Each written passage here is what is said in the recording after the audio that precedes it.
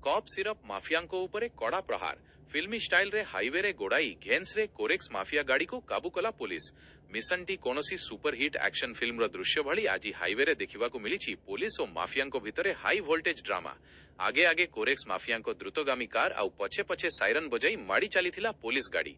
शेषरे police रो mind game आगरे धरा पड़ी माफिया। पद्मपुर एसडीपीओ को नेतृत्व में मेलछामुंडा और पद्मपुर पुलिस रो मास्टर प्लान जोगु अंचल बेआईन कप सिरप साम्राज्य उपरे बड़ धक्का लगी। OR02 BM 1698 नंबर विशिष्ट एक मारुति सुजुकी कार रे बेआईन कप सिरप चालान हेउथिबा नहीं पद्मपुर एसडीपीओ पांडव सबरंकु खबर मिलिथिला। माफियांको उपरे पीछा करिथिला पुलिस प्रशासन। पुलिस पीछा करथिबा जानी माफिया गाड़ी को द्रुत बेगरे एणेतेणे नहीं खसी जिबाकु चेष्टा करथिबा बेले एथिरे नाकेदम होइथिला पुलिस। एसडीपीओ श्री सबरम मेलछामुंडा आईआईसी मनोहर चंद्र प्रधान और पद्मपुर आईआईसी कारेन्सिया सामारिया समेत पूरा टीम रास्तार चारिपटु घेराबंदी आगरे माफियार चालाकी फेल मारिथिला। शेषरे घेन्स ठारे कार को चारिपटु घेरी माफिया को काबू करने सह गिरफ करिछि पुलिस।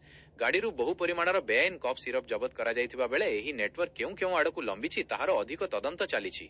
एही बड़ सफलता संपर्क में आसंता शनिवार प्रेस कॉन्फ्रेंस माध्यम सविशेष तथ्य प्रदान कराजिबो बोली एसडीपीओ सूचना दैछन्ति। पुलिस रो एभली सिंघम स्टाइल एक्शन को स्थानीय अंचल में बेस प्रशंसा करा जाउछि।